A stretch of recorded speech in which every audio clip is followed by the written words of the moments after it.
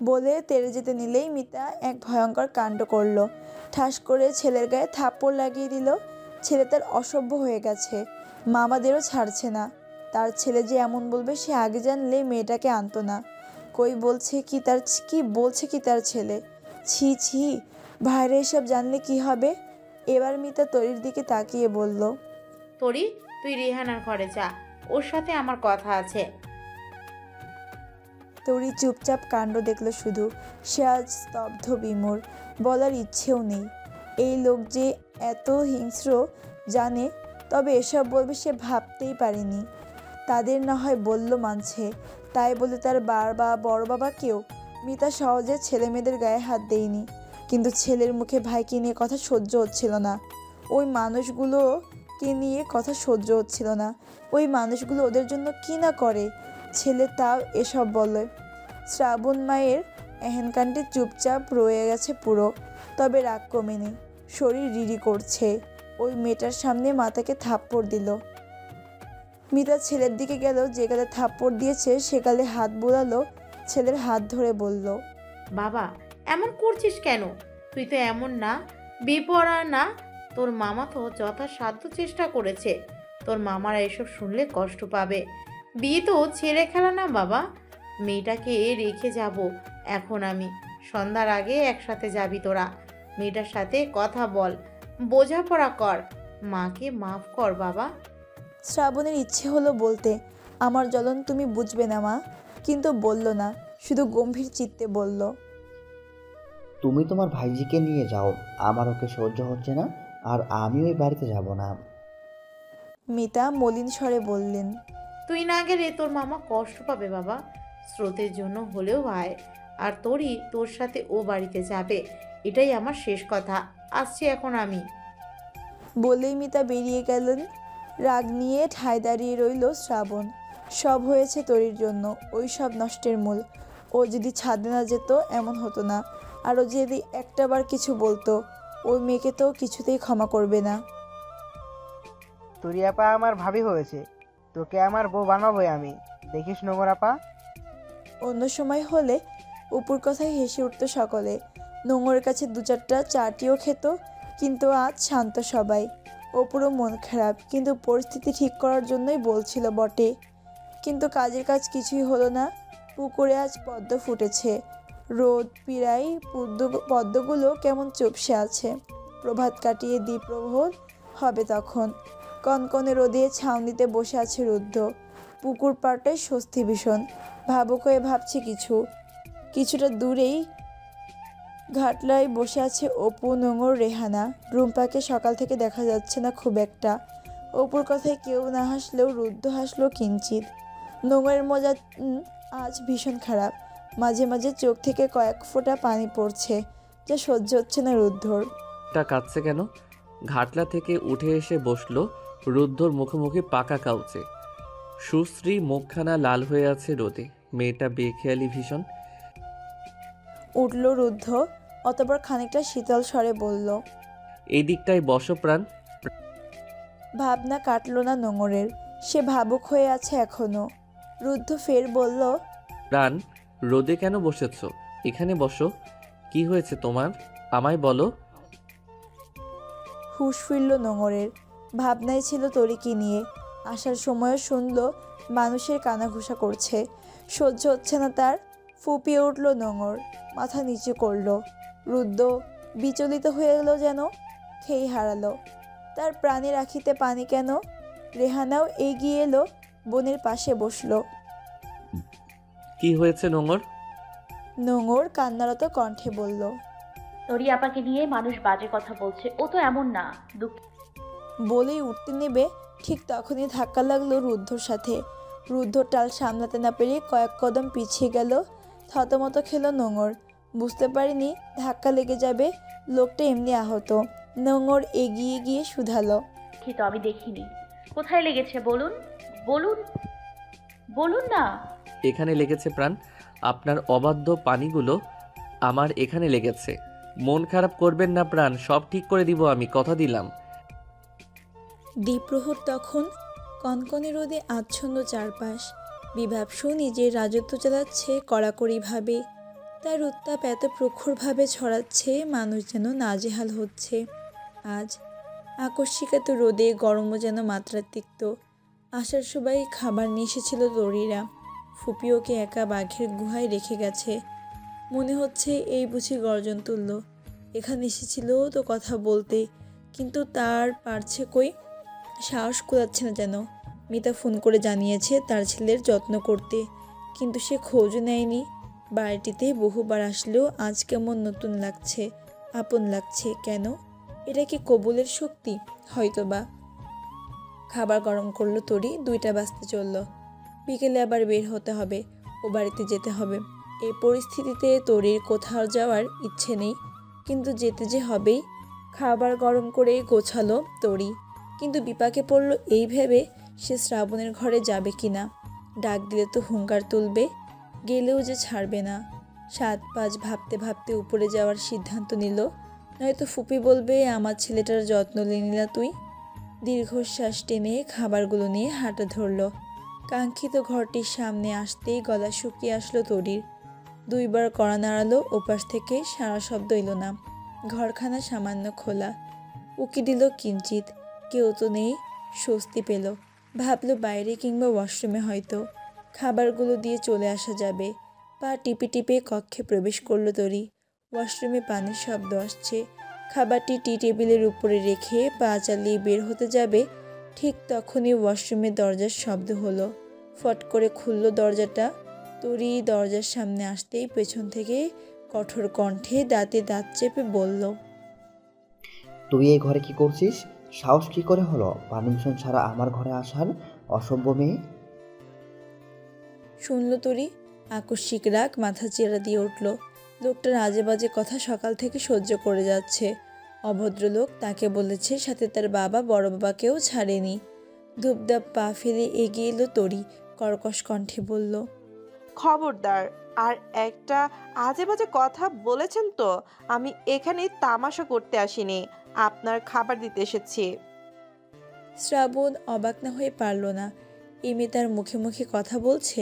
শ্রাবণ একই স্বরে বলল, তামাশা না করে মায়ের সাথে চলে গেলি না কেন? তুই কি ভাবছিস তোকে আমি মেনে নেব? গাড়ি চেপে যাবি, আমি রাজি হয়ে যাব? তোর বাপ চাষারা তো ষড়যন্ত্র করে বোঝালো তোকে আমার গলায়। বোঝালেই যে মেনে নেব ভাবছিস? তাহলে বল, সে ঘুরে বালি তোর বাপ চাষাদের বলে দিস এইসব ভুলেও চিন্তা না করতে। তরি আশ্চর্য হচ্ছে। শুধু এটা দেখি একটা মানুষ এতটা অপদার্থ, এতটা নীচ মানসিকতার হয় কি করে? যা ঘটেছে তার চোখের সামনে, অথচ দোষারোপ করে যাচ্ছে ওদের। দোষ যদি দিতেই হয় সে নিজেকে করবে আগে, কারণ তার জন্যই এমন হয়েছে। তরি এবার রেগে গেল, সাংঘাতিক এক কাণ্ড করল। শ্রাবণের শার্টের কলার ধরে বলল, খবরদার, ওই মুখ দিয়ে যদি আমার পরিবারের কারো নামে কিছু বের হয় আপনাকে খুন করতেও আমার হাত কাঁপবে না। আপনি কি করে এত বড় বড় কথা বলছেন? আপনি কোথাকার কোন সুপুরুষ? কাল যদি আমি না গিয়ে নোঙর যেত, ঘটনাটি ওর সাথে ঘটতো। আপনি কেন চরিত্রহীনের মতো অন্ধকারে হাত ধরে টেনে নিজের কাছে নিয়ে গেছেন? এটা কোনো রকমের ষড়যন্ত্র না তো? আমি কিন্তু এর শেষ দেখে ছাড়বো শ্রাবণ ভাই। আর রইল ঘাড়ে ঝোলার কথা, আপনার মতো নিচু মস্তিষ্কের মানুষের সাথে এমনিও থাকার ইচ্ছে নেই। আপনি ডিভোর্সের ব্যবস্থা করুন, মুক্ত করে দেব আপনাকে। আপনার এই রূপ আগে দেখলে আমি কখনোই আপনাকে এইটুকু বলে থামলো তরি। কি বলতে যাচ্ছিল? না না, এটাও বলতে চাইনি। অন্তত এই লোকটাকে নিজের মনের কথা সে কখনোই বলবে না। ছিটকে সরে গেল তরি। এক প্রকার দৌড়ে প্রস্থান করলো এখান থেকে। শ্রাবণ বিস্ফোরক দৃষ্টিতে তাকিয়ে রইল যাওয়ার পানে। গোলাপি রঙের অর্গানজা একটি শাড়ি পরেছে নোঙর। হাঁটু ছাড়ানো চুলগুলো বিছিয়ে আছে পিঠময়। কিঞ্চিত কাজল আঁখিদয়ে নিজের রাজত্ব চালাচ্ছে। সামান্য প্রসাধনী আরও বেশি মুখশ্রীকে প্রজ্বলিত করেছে যেন। আজ হাত ভর্তি চুড়ি পড়েছে। স্রোতের বাড়িতে যাওয়ার প্রস্তুতি চলছে। তবে সবার মনে কিঞ্চিত ক্ষুণ্ণ। সন্ধ্যা হতে দেরি অনেক, তবে গোছগাছ শুরু করে দিয়েছে। গোধূলি নিলেই রওনা দিবে। স্রোতের বাড়ি অনেকটা দূর, তাই তাড়াতাড়ি বের হতে হবে। তৈরি হতেই ঘর থেকে বের হলো নোঙর। নিচে নামলো সিঁড়ি বেয়ে। নিচে দেখুন সবাই সব কিছু গোছাচ্ছে, যা যা নিয়ে যাবে। রুদ্ধ রুহানের সাথে এদিকটা দেখছিল। আকস্মিক চুরির শব্দে মন সংযোগ বিরাম করলো। কপাল কাঁপে, ঘাম পড়ছে রোদে, তবে তাকালো না অন্যদিকে। এসব করে তার তৈরি হতে হবে, তৈরি হয়ে এসে গাড়িতে এক এক করে তুলতে হবে। শ্রাবণও নেই। ফের চুরির শব্দ কর্ণপাত হলো। চেনা ঘ্রাণ নাসরন্দে পৌঁছাতেই মস্তিষ্ক আর সচল রইল না। আবদ্ধ আঁখি চোখ ফিরে তাকালো। তন্মধ্যে সব যেন থমকে গেল। হৃদযন্ত্র তার কার্যকারিতা খানিকক্ষণের জন্য বন্ধ ঘোষণা করল। আকস্মিক শীতল হয়ে এলো শরীর। এই যেন জীবন্ত পদ্মফুল। মেয়েটা এসে দাঁড়িয়েছে এখানেই। আশেপাশে তাকালো না, আর হাতটা কাজ করছে না। হৃদয়ের তাণ্ডবে সব ভাটা পড়ল। এ কেমন জ্বালা! জোরে জোরে নিঃশ্বাস নিল রুদ্ধ। তবুও কাজে মন বসল না। চোখ আবদ্ধ হলো বারবার। দৃষ্টি প্রিয়সীর পানে যেতে চায় যেন। শাড়িতে মেয়েটাকে জীবন্ত ফুল মনে হয়। কে বলবে সদ্য 17 বছরের মেয়েটি যেন রগরগে যৌবনে পা দেওয়া এক রমণী, যাকে দেখলে সব থমকে যায়। নানু ভাই, যেতে পারো তোমার প্রাণের কাছে, আমরা কিছু মনে করব না। আর তাছাড়া এখানে কিন্তু কেউ নেই। আকস্মিক প্রলয় শেখের কথায় থতমত খেল রুদ্ধ। কাশি উঠে গেল। জড়তা আষ্টে পৃষ্ঠে ধরল। আশ্চর্য, এই জড়তাটা এই মেয়ের ক্ষেত্রেই আসে না কেন? রেহাদা এসে উঠল কিঞ্চিত শব্দ করে। রুদ্ধ ভাইকে সবসময় চুপচাপ দেখেছে, কিন্তু নোংর সামনে থাকলে যেন সব ভিন্ন। রুদ্ধ এবার উঠল, আমতামতা করে বলল, আমি তৈরি হয়ে আসছি। বলে উঠল রুদ্ধ। উপরে যাওয়ার জন্য হাঁটা ধরল। সিঁড়ির সামনে আসতেই থামলো। আশেপাশে দৃষ্টি বুলিয়ে খানিকটা গম্ভীর স্বরে বলল, চুল বাঁধো মেয়ে, খবরদার চুল খুলে এক পাও বের হবে না বাড়ি থেকে। এসে যেন দেখি চুল বাঁধা। বলে দাঁড়ালো না রুদ্ধ। হনহন করে এগিয়ে গেল উপরের দিকে। মেয়েটা তাকে নির্ঘাত জ্বালিয়ে মারবে। তড়ি এলো যখন, তখন দিনের আলো কমতে শুরু করেছে। দুজনে একসাথেই এসেছে। আট পরে শাড়ি আর গা ভর্তি গহনা ছিল তরির গায়ে। মনে হচ্ছিল নতুন বউ যেন। মিতা গহনাগুলো দিয়েছিল। যদিও এটা তারই গহনা। বিয়েটা যেভাবে হলো, প্রস্তুতি তো নিতে পারেনি। দুজনে একসাথে আসলেও কেউ কারোর সাথে কথা বলেনি। শ্রাবণের সাথে রবিন শেখ, প্রবীণ শেখ, প্রলয় শেখ কথা বলল। তাদের মেয়েকে যেন অসম্মান না করে বলল। কোনো কিছুর প্রত্যুত্তর করল না শ্রাবণ। ঘণ্টাখানেকের মাঝেই বের হবে সবাই। সে প্রস্তুতি চলল। রুদ্ধ তৈরি হয়ে ঘর থেকে বের হলো। রুদ্ধ বের হতেই অদ্ভুত একটা জিনিস নজরে এলো তার। খটকা লাগলো বিষয়টি। আশেপাশে কাউকে খুঁজলো, অতঃপর এগিয়ে গেল সেদিকে। কিন্তু এখানে সে যা শুনল, মোটেও প্রস্তুত ছিল না তার জন্য। রাগে শরীর রিরি করে উঠল রুদ্ধর। কি শুনছে সে এটা? আজ একটা হেস্তনেস্ত হবেই। সজোরে লাথি দিয়ে খুলল দরজাটা। ভেতরে থাকা মানুষগুলো যেন চমকে উঠল। কিছু বুঝে ওঠার আগেই গলার কণ্ঠনালী বরাবর চেপে ধরল শ্রাবণের। ব্যাপারটা মস্তিষ্কে পৌঁছানোর আগেই এলোপাথারি মারা শুরু করলো শ্রাবণকে। মুখ বরাবর ঘুষি দিল। রুম্পা চিৎকার করে উঠল, হাই আল্লাহ, রুদ্র ভাই মেরে ফেললো শ্রাবণ ভাইকে। রুম্পার চিৎকার শুনে রাগি চোখে তাকালো রুম্পার দিকে। মনে হলো চোখ দিয়ে যেন খুন করে দেবে, নাশ করে দিবে সব। ভীত হলো রুম্পা। সব শুনে ফেলল রুদ্ধ। এরপর যে কি তাণ্ডবভাবে বাড়িতে ঢের বুঝতে পারছে। হিতাহিত জ্ঞান শূন্য রুদ্ধ। রক্ত যেন শরীরে উঠছে। বিনাশ করে দিবে সব। শ্রাবণের সাথে সব কিছু এত তাড়াতাড়ি ঘটেছে, সামলে উঠতে পারছে না, না পারছে বুঝতে। সব ও মাথার উপর দিয়ে যাচ্ছে।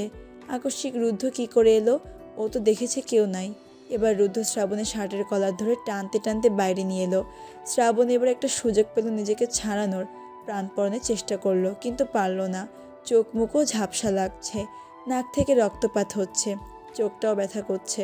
শ্রাবণ জোরে শ্বাস টেনে হাত ছাড়ানোর চেষ্টা করে রাগ দেখিয়ে দাঁতের দাঁত চেপে বলল, ভাইয়া কি করছিস কি? ভালো হচ্ছে না কিন্তু। শ্রাবণের কথা কান অবধি পৌঁছাতেই রুদ্ধর শরীর শিরশির করে উঠল রাগে। নিজের কানকে এখন অবধি বিশ্বাস করতে পারছে না সে। আজ তো হেস্তনেস্ত হবেই। রুদ্ধ আবার মুখ বরাবর ঘুষি দিয়ে চিৎকার করে বলল, কি ভালো হচ্ছে কি খারাপ আজ আমি বলবো সবাইকে। শ্রাবণ চমকালো, তবে ভয় পেল না যেন। রুদ্ধ হলো সেও। টানতে টানতে সিঁড়ির দিকে নিয়ে গেল। ইতিমধ্যে চিৎকার চেঁচামেচি শুনে উঠোনে সবাই উপস্থিত হয়েছে। তরি দৌড়ে এলো সেদিকে। অবাক কণ্ঠে বলল, রুদ্র ভাই কি হয়েছে? এমন করছেন কেন আপনারা? কি করেছে উনি? মারছেন কেন? রুদ্ধর হাত আলগা হলো খানিক। নোংরও ছুটে এলো। দুজনকে অবস্থায় দেখে তৈরির মতো সেও বিস্মিত। শ্রাবণ শক্তি পেল। আকস্মিক হামলায় টামল সামলাতে পারছিল না এতক্ষণ। আর রুদ্ধ যেন তেন জায়গায় মারিনীর চেহারায় আক্রমণ করেছে। সুটাম দেহের আক্রমণ শ্রাবণ আকস্মিক সামলাতে পারেনি।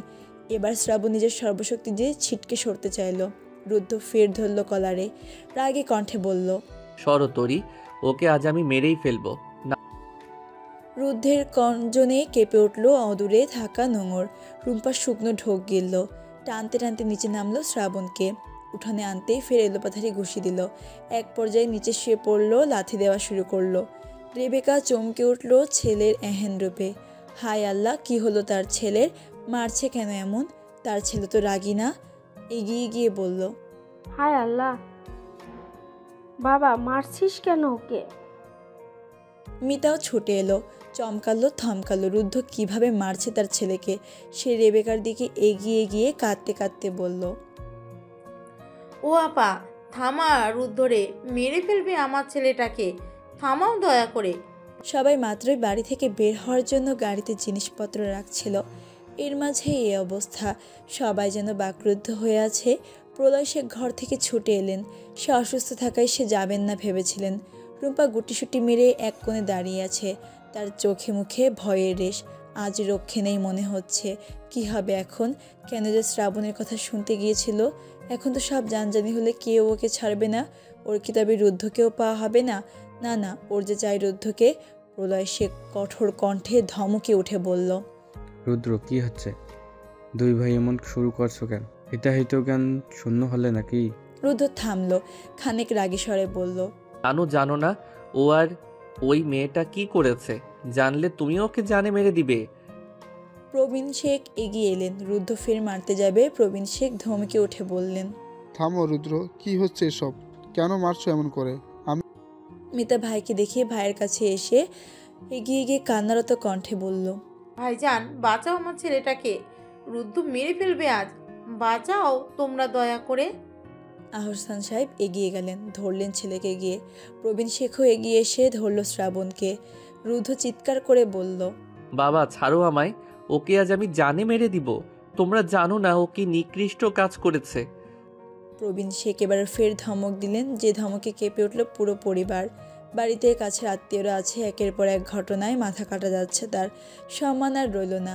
শ্রাবণ নিচে পড়ে আছে, চোখ খোলা, তবে নাক থেকে রক্ত পড়ছে, মুখে কপালে ক্ষতের দাগ। শ্রাবণ এবার উঠে বসলো নিজেই। তাচ্ছিল্য। এ ছেলেকে বেপরোয়া দেখে রাগ বাড়ল রুদ্ধর। প্রবীণ শেখ চিৎকার করে বললেন, আমি এখনো বেঁচে আছি, খবরদার আরেকটা হাত ওঠাতেছো। এই রুদ্রকে তো আমার চিনি না, আমার বোন তো এই শিক্ষা দেয়নি। কি হয়েছে বলো, বলছো না কেন? রুদ্ধ জোরে জোরে শ্বাস টানল। রাগে তার শরীর রিরি করছে। রুম্পার দিকে তাকালো একবার, অতবার শ্রাবণের পানে তাকালো। ছেলেটার দৃষ্টি এখনো নোংরের পানে নিভু নিভু আঁখিতে তাকিয়ে আছে। যা সহ্য হচ্ছে না রুদ্ধর। রুদ্ধ দাঁতে দাঁত চেপে বলল, ওকে জিজ্ঞেস করুন মামা কি করেছে ও। আপনি জানেন যা কাল রাতে তোরির সাথে ঘটেছে তা পূর্ব পরিকল্পিত ছিল, এবং এটা তোরির সাথে না, নোংরের সাথে ঘটার কথা ছিল। চমকে উঠল প্রবীণ শেখ। সে যেন বুঝেও বুঝলো না। এখানে থাকা সবাই চমকালো। প্রবীণ শেখ গম্ভীর কণ্ঠে বলল, কি বলছো? কি খোলসা করে বলো।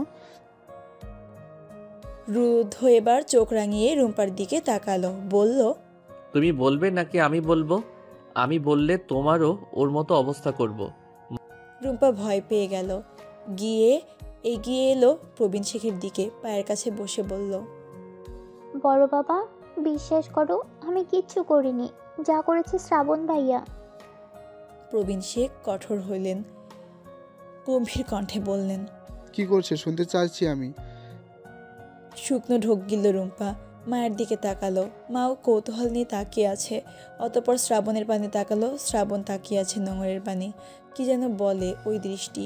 রুম্পা বলা শুরু করলো এবার, শ্রাবণ ভাই নোঙরকে পছন্দ করে। রুদ্র ভাই এই যখন অ্যাক্সিডেন্ট হলো, ও বাড়িতে গিয়ে জানতে পারে নোঙরকে বিয়ে করবে রুদ্র ভাই, এবং বিয়ে নাকি তোমরাই ঠিক করেছ। রুদ্র ভাই যে নোঙরকে পছন্দ করে তা আগে থেকেই জানতো শ্রাবণ ভাই। তা নিয়ে তার মনে হিংসে ছিল। সে ভেবেছিল তরিয়াপার বিয়ের পর ফুপিকে বলে বড় বাবার কাছে সম্বন্ধ পাঠাবে বিয়ের। কিন্তু সেদিন জানতে পারে নোঙরের বিয়ে ঠিক। নোঙর নাকি অমত করছিল, এটাই ছিল তার প্লাস পয়েন্ট। কিন্তু পরক্ষণেই জানতে পারে নোঙরও রাজি। তাই বিয়ের দিন প্ল্যান করে এসবের। বিয়ে শেষ হয়ে যাবার পর শ্রোতাপাকে যখন নিয়ে যাবে বাইরের আত্মীয়রা, যখন চলে যাবে তখন সে ছাদে কিংবা তার ঘরে যাবে এবং আমি যেন কোনো না কোনোভাবে কিছু দিয়ে নোঙরকে তার কাছে পাঠাই। বড় মা আমার কাছে চা দিলেও মাঝপথে আমি নোঙরকে দিয়ে দিই, যেন ছাদে নিয়ে যাই শ্রাবণ ভাইয়ের কাছে। কিন্তু দুর্ভাগ্যবশত তোরই নিয়ে নেয় সেই চায়ের কাপ এবং সে ছাদে নিয়ে যায়। এই কথা আমি জানতাম না। এর কিছুক্ষণ পরই আমি ফুপিকে পাঠাই চায়ের কাপটা যেন নিয়ে আসে। আর ফুপি হলো একমাত্র মানুষ যে তিলকে তাল বানায়, তাই আমাদের এই সাহায্যটা করতে পারবে। আমি ইচ্ছে করে পাঠাই, কিন্তু আমি জানতাম না তরি আছে উপরে। তরি যেতেই অন্ধকারে নোঙর ভেবে শ্রাবণ ভাই হাত চেপে ধরে আর ফুলি। এটুকু বলেই থেমে গেল রুম্পা। সাথে সাথে ঘর কাঁপিয়ে ঠাস করে থাপ্পড় পড়ল রুম্পার গালে। চারপাশে পিনপতন নীরবতা, কেউ কোনো শব্দ করছে না। সবাই দাঁড়িয়ে আছে উঠোনে। ওদিকে সময় পেরোচ্ছে। স্রোত এ পর্যন্ত দুবার ফোন করেছে তারা বেরিয়েছে কিনা জানতে। ওকে কিছুই জানানো হয়নি। ওকে বলা হয়েছে ঘণ্টাখানেকের মধ্যেই বের হবে সবাই। শ্রাবণ বেপরোয়া ভঙ্গিতে নোঙরের পানে তাকিয়ে আছে। নোঙরের ঘৃণায় গা শিরশির করছে। একরাশ ঘৃণা নিয়ে তাকালো শ্রাবণের পানে নোঙর। এই লোকটা ছিল বন্ধুসুলভ, যাকে ভাইয়ের মতো ভালোবাসত নোঙর, আর এই লোকটা এমন করলো। কিভাবে করতে পারলো শ্রাবণ ভাই এমন? আচ্ছা, একে কি আদৌ ভালোবাসা বলে? যে মানুষ ভালোবাসার মানুষের সম্মানের কথা ভাবে না, সে আদৌ ভালোবাসাতে পেরেছে কি? এটাকে ভালোবাসা বলে নাকি পাগলামো? ভালোবাসার পাগলামো তো হয় অন্যরকম।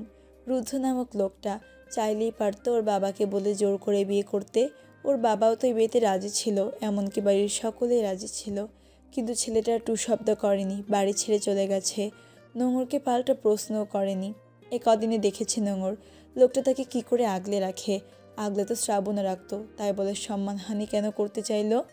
নোঙরের শরীর ঘিন ঘিন করে উঠল। ভাবতেই মাথা চক্কর মারল।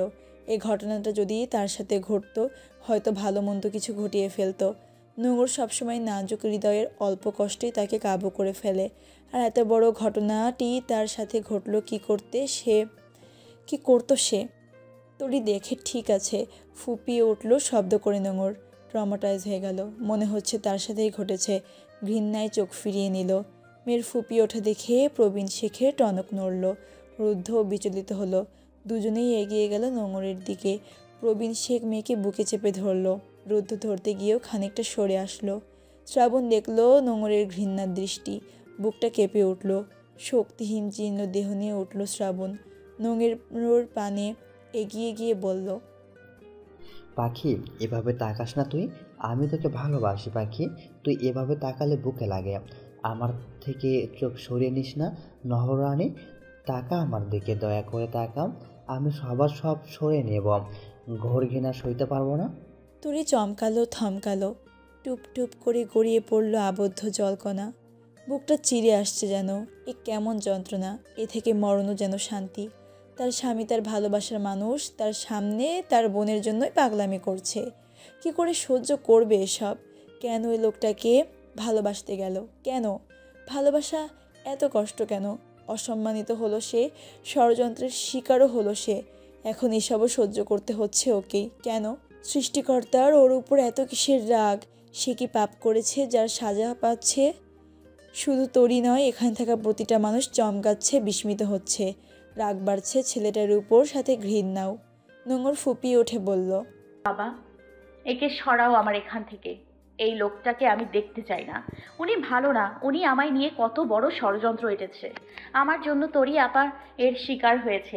এরাকে যেতে বলো আব্বু। আমার সহ্য হচ্ছে না এনাকে। শ্রাবণের চোখ থেকে টপ টপ করে পানি গড়িয়ে পড়ল। পুরো পৃথিবীর বিপক্ষে যাক, ওর নোঙর ওর থাকুক, ওর নোঙরের ঘৃণাও মানতে পারবে না। বুকটা যে ফোড়ো হয়ে যাচ্ছে। মেয়েটা কথা বলছে না, যেন ছুরি চালাচ্ছে ওর বুকে। ওর নোংর ওকে সহ্য করতে পারছে না। না, এটা হতে পারে না। ছেলের অধপতনে মিতা হতবাক, বাকরুদ্ধ। সে যেন এক মুহূর্তে এখানে দাঁড়াতে পারছে না। শ্রাবণের বাবাও মাথা নিচু করে রেখেছে। ছেলের কুকীর্তি করল কি করে? প্রলয় শেখ বৃদ্ধ মানুষ। সে ধপ করে বসে পড়ল। সে তার সংসার নিয়ে কত গর্ব করত, তার নাতি নাতনিদের নিয়ে কত গর্ব করত। সোনার সংসার তার বউ দেখে যেতে পারল না বলে কত আফসোস করত। আর এটা কি হলো? কণিকা থম মেরে দাঁড়িয়ে আছে। মহিমা রবিন শেখ লজ্জা পাবে নাকি কষ্ট পাবে বুঝতে পারছে না। বড় মেয়েটা এমন করলো, আর সেই শিকার হলো তার ছোট মেয়ে। মানুষ বলে না, পরের জন্য কুয়া খুঁড়লে সেই কুয়োতে নিজেরই পড়তে হয়। কাল অবধি মেয়েটাকে কত কি বলেছে, আর বড় ভাইয়ের সামনে দাঁড়াবে কি করে, যে কিনা নিজের জান জীবন দিয়ে আগলে রাখে তার মেয়েকে নিয়ে ষড়যন্ত্র করছে ওনার মেয়ে। শ্রাবণ পাগলপাড়া হয়ে এগিয়ে এলো। পাগলামি করতে করতে হাত ধরলো, বলল, নহর, এমন বলিস না। আমি তোকে ভালোবাসি নহর। আমি সব করেছি তোকে পাওয়ার জন্য। দয়া করে এমন বলিস না। তুই যা বলবি তাই করব আমি। কথা দিচ্ছি, তুই আমার হয়ে যা নহর। আমি তোকে কারো সাথে সহ্য করতে পারবো না। তোর ঘৃণা সহ্য করতে পারবো না। দয়া কর পাখি, দয়া কর। শ্রাবণের এই নির্লজ্জ কাণ্ডে সবাই লজ্জিত। রুদু দাঁতে দাঁত চেপে এগিয়ে আসবে, তার আগেই থাপ্পড় পড়ল শ্রাবণের গালে। থাপ্পড়টা মেরেছে মিতা। এসব আর মানা যাচ্ছে না। ছেলে হোক তার, তবুও কোনো মেয়ের অসম্মান সে মানবে না। তার ওপর অসম্মান করেছে তার ভাইজিদের। এটা কখনো ভালোবাসা হতে পারে না। তার ছেলে অসুস্থ হয়ে গেছে, বদ্ধ উন্মাদ হয়ে গেছে। এ ছেলে তার না। মিতা কর্কশ কণ্ঠে বলল, আমার ব্যর্থতা তোকে আমি মানুষ করতে পারিনি। তুই একটা কুলাঙ্গার হয়েছিস। ফের মারার জন্য এগিয়ে যাবে, শ্রাবণ মাকে সরিয়ে ফের গেল নোঙরের পানে। নোঙরের হাত ধরতে যাবে, প্রবীণ শেখ এবার চটে গেল। সে থাপ্পড় দিল। শ্রাবণের বাবা এবার বলল। প্রবীণ শেখ এবার মেয়েকে ছেড়ে উঠোনের কোনায় রাখা লাঠি নিয়ে এলো। সে কখনোই ছেলে মেয়ের গায়ের হাত তোলেনি। ভাই বোনদের ছেলে মেয়েকেও নিজের মতো করেই মানুষ করেছে। কিন্তু এবার মানা যাচ্ছে না, তার মেয়েদের নিয়ে এত বড় ষড়যন্ত্র। ছি! লাঠি নিয়ে এলোপাথারি মারতে শুরু করলো। সবাই কঠোর হয়ে দাঁড়িয়ে আছে, কারো মুখে কোনো কথা নেই। মিতারও আজ কষ্ট লাগছে না। কণিকা ভাবলো থামাবে, কিন্তু পরক্ষণেই ঘটনাগুলো মনে পড়ল। রুম্পা গুটিসুটি মেরে আছে ভয়ে। তরি সবার পানে তাকালো। সবাই এত চুপ কি করে? বুকটা জ্বলে যাচ্ছে তার। বড় বাবা মেরে ফেলবে নাকি? তরি এবার কণিকার কাছে গিয়ে বলল, ও বড় মা, বড় বাবাকে থামতে বলো না। মানছে ভুল করেছে, উনি মাফ চেয়ে নেবে। কণিকা চোখ ফিরিয়ে নিল। এবার মিতার কাছে গেল তরি, কেঁদে উঠে বলল, ও ফুমিমা, শ্রাবণ ভাই তো তোমার ছেলে, তুমি থামাও না, দয়া করে থামাও না বড় বাবাকে। মিতা তাকালো তরির দিকে, অবাক হলো। মেয়েটা এখনও তার ছেলের কথা বলে যাচ্ছে, কিন্তু ছেলে তো কিছু বলে না, ভুলও স্বীকার করে না। মিতা কঠোর কণ্ঠে বলল, চুপচাপ দাঁড়া তরি, ওর শিক্ষা হওয়া উচিত। তরি এবার কুলকিনারাহীন হয়ে পড়ল। কি করবে? কেউ মানছে না। ও তো সইতে পারছে না, যেমনই হোক ও তো ভালোবাসে। এবার প্রবীণ শেখের কাছে ছুটে গেল, পা চেপে ধরলো। শ্রাবণ চোখ মেলে নিস্তেজ হয়ে আছে। প্রবীণ শেখের পা চেপে ধরে বলল, ও বড় বাবা, মেরো না দয়া করে। আমি বলছি উনি ক্ষমা চাইবে সবার কাছে, দয়া করে তবুও মেরো না। তোমরাই তো বলো অনুতপ্ত হলে মাফ করে দিতে হয়। ওনাকে ক্ষমা চাওয়ার সুযোগ তো দাও, দয়া করো, রহম করো। প্রবীণ শেখ থামল। শ্রাবণ তাচ্ছিল্য হাসল। রক্তাক্ত শরীর তার, কেটে গেছে অনেক জায়গায়, তবুও শক্তি দেখিয়ে উঠে বসলো। ফের মায়া ভরা চাউনিতে তাকালো নোঙরের পানে। বড় বড় শ্বাস টেনে বলল, আমি কোনো অনুতপ্ত না। আমি যা করেছি আমার ভালোবাসা পাওয়ার জন্যই করেছি। আরও নিকৃষ্ট কাজ করতে হলে করব। আমি আমার ভালোবাসা চাই। নহর আমার, তুই সর এখান থেকে। তোর জন্য আমি আমার নহরকে পাইনি। আমি ওকে চাই। আমার মেরে ফেলুক সবাই। আমি বেঁচে থাকি যতদিন বাঁচব নহরকে চাইব, পাওয়ার জন্য নিকৃষ্ট হব। ভালোবাসা পাওয়ার জন্য যদি খুনও করতে হয় আমি খুনি হতেও প্রস্তুত। আমি মৃত্যু যন্ত্রণা সয়ে নিতে পারবো, তবুও তাকে অন্য কারো হাতে দেখার যন্ত্রণা সইতে পারবো না। তোকে পাওয়া হলো বা আমার শেষ নিঃশ্বাস অবধি থেকে যাবে, তবুও আমি আমার মানুষকে কারো সাথে সহ্য করব না। সে আমার, শেষ নিঃশ্বাস অব্দি আমারই। ধাপ করে বসে পড়ল তরি। ঝাঁঝা করে উঠছে কর্ণদয়, বুক জুড়ে তীব্র যন্ত্রণা, মনে হচ্ছে এখনই নিঃশ্বাস ফুরিয়ে আসবে, ছাড়খাড় করে দিতে ইচ্ছে সব। এটা তো শোনা কাম্য ছিল। ও তো জানতো শ্রাবণ এমন কিছুই বলবে, তাহলে কষ্ট কেন হচ্ছে? কেন মনে হচ্ছে নিঃশ্বাস ফুরিয়ে আসছে? এখনই প্রাণটা উড়ে যাবে কেন মনে হচ্ছে? ভালোবাসায় এত যন্ত্রণা কেন? কেন ভালোবাসায় সুখ নেই? বিয়েটা যেভাবেই হোক, লোকটা ওর স্বামী, আর ওর সদ্য বিবাহ হওয়া স্বামী ওর সামনেই ওর বোনকে ভালোবাসার কথা বলছে। এমন কি আসলেই মানা যায়? এর মাঝে ধপ করে শব্দ হলো। রুদ্র সর্বশক্তি দিয়ে লাথি বসালো। চমকে উঠল তরি। এতক্ষণে শ্রাবণের বলা সব কথা বেমালুম ভুলল। এগিয়ে গেল রুদ্রর দিকে, ঝাপটে গিয়ে ধরল রুদ্রকে, কেঁদে উঠে বলল,